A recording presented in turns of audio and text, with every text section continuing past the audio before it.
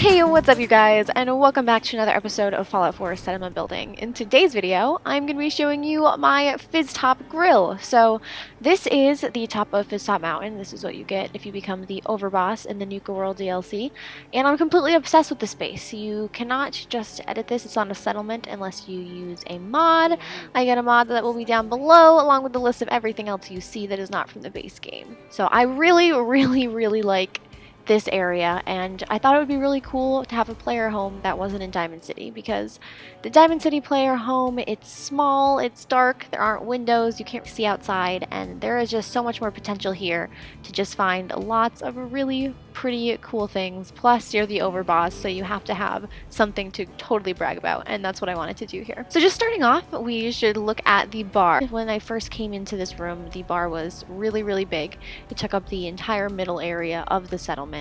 But then I decided that I was going to make it a little bit smaller, kind of take some of the pieces and stick them down towards the left so that I could focus the right side on more of the homey aspect, my bedroom area, the little area where I have all of my overboss stuff, and then on the other side was going to be stuff like the kitchen, living room, places where I would hang out with guests when they came over. So for the bar, I just wanted to kind of stuff it full with tons of cool stuff.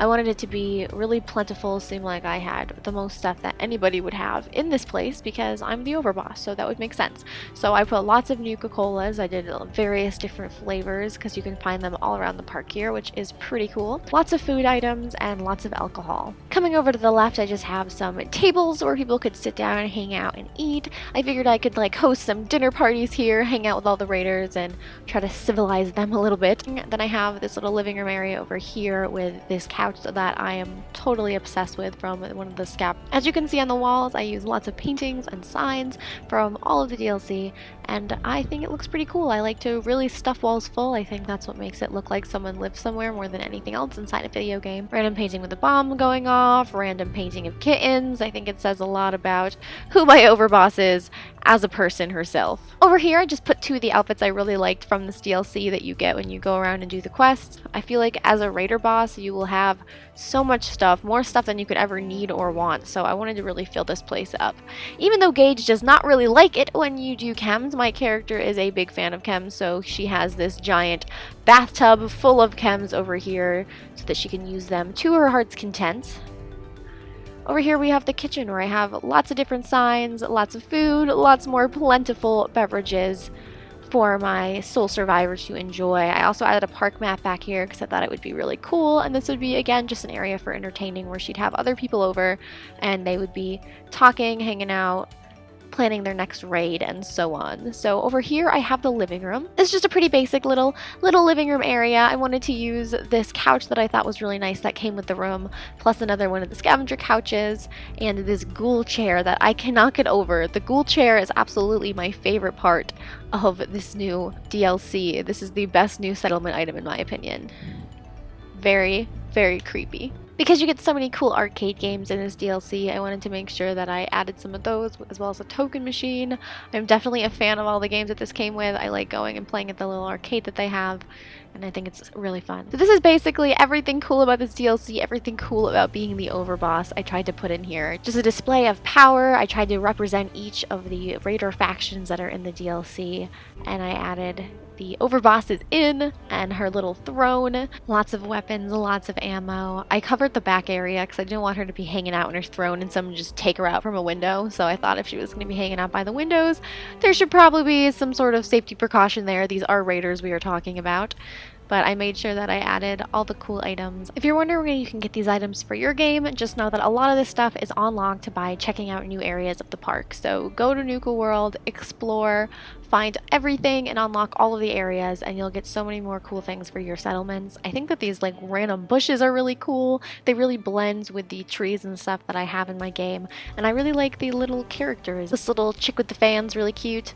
And you get lots of cool faction flags that look like they're textures that we haven't had on other items yet, so that's also really exciting. I added lots of guns on the walls, lots of lighting, I added lots of different cool colored lighting. I thought it made it look a little bit more fun, a little bit more circusy. This place is really silly. This DLC is really silly, as well as it is dark. It's a very, very interesting mix that we've got here, and I tried to kind of encompass all of that in this room. I think it's important that I tell you guys a little bit about my character along with this build, because since I'm role-playing her and this room is hers, a lot of the things that I did have a lot to do with who she is as a character. So she's not the most brutal person. She is not a straight-up disciple. She definitely is more like the operators in terms of how she likes to run things, how she likes to handle herself in the wasteland. When she got out of the vault, she never thought she'd see Sean again. She never thought she'd see her husband again. And she had no interest in trying. She wanted to get past it, move on, not think about it, and keep continuing. And because of that, she kept seeing violence and more violence, and eventually she went from being a chaotic neutral character to a pretty chaotic bad character. By the time that she found Nuka World, this was exactly the kind of thing she wanted. She wants to build this place up as her kingdom, where she can just wreak havoc, do all the bad things that she wants to do, and have no repercussions for it. She's also a little bit more lighthearted. She's not straight up bad. She has no set evil goal that she wants to go for. She just wants to kind of cause a ruckus, live her life, and enjoy her life because she feels very lucky to have it. So this has been another video in my Decorating with Junk series. I hope you guys enjoyed it. A few tips that I have for you. Do not ever put this much stuff in this room. The amount of time that it took me to record this just because of it freezing and the game not wanting all these things in here, it's pretty bad. I got this mod, and before I added too much stuff, I had no problems. The game wasn't crashing and everything worked completely fine, so I definitely recommend the mod that makes this a settlement, and if not, using Conquest to make this area a settlement, although I do think that's a waste if you have the other mod or access to it. I'm thinking about building some sort of structures around Nuka World, or maybe even doing some sort of redecoration of Diamond City. I pretty much want to go crazy with this Conquest mod. It's my new favorite thing, so I'm going to keep making settlements in places where I'm not supposed to. Thank you guys so much for watching. This has been another video in my Decorating with Junk series. Let me know down below if you want to see more decorating with junk, and also let me know which two Raider factions are your favorite, because I'm trying to decide between the three right now which ones I like the absolute best, and I'm wondering what you guys think. Please leave a like if you enjoyed the video, leave a comment down below if you have anything to say about this build, and I will see you in the next video. Bye guys!